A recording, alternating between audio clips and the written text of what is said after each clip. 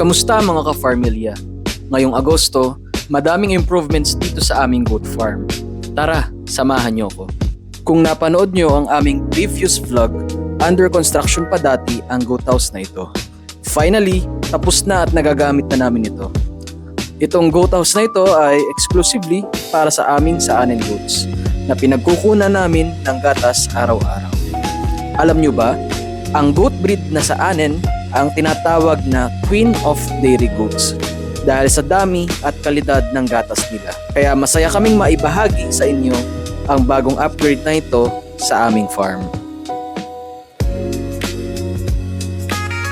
Tandaan nyo pa ba? Ito ang una naming elevated goat house na gawa sa kawayan. Dati itong maternity house, pero ngayon, nailipat na namin ang mga pregnant overdose sa bago nilang tahanan. Ang bagong maternity house ay espesyal ang disenyo para sa panganganak. May mas malalaking kwarto para mas komportable ang ating mga alaga.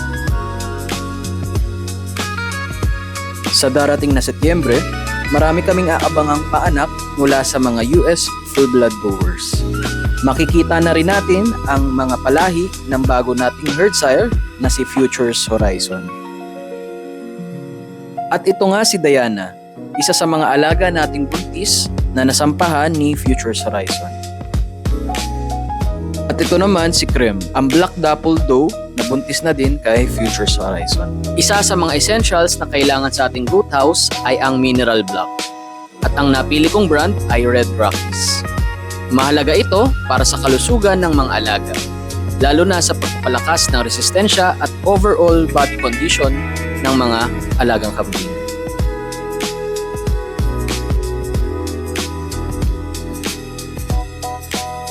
Kailangan nating lagyan ng tali ang mineral block at isabit ito sa kanilang cage. Napansin nyo ba, tali ng abaka ang gamit namin sa pagsabit ng mineral block.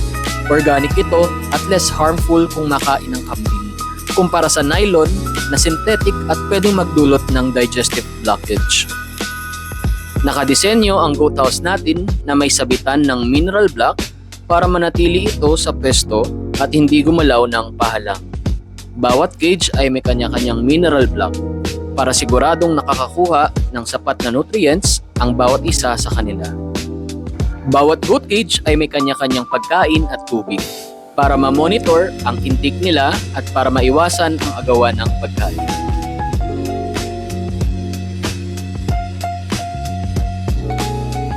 Nilagyan na rin namin ng CCTV ang mga malapit ng mga anak para ma-monitor kahit anong oras.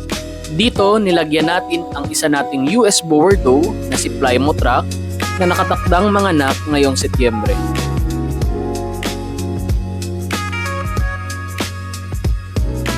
Kakatapos lang din natin mag-harvest ng mais dito sa tabi ng ating dalawang goat house. At ngayon ay kinokondisyon na ang lupa para sa susunod na taniman. Ang mga na-harvest na mais ay gagawin naming corn silage na siyang ipapakain sa aming mga alagang kambing. Ideal itong pagkain lalo na ngayong tag-ulan.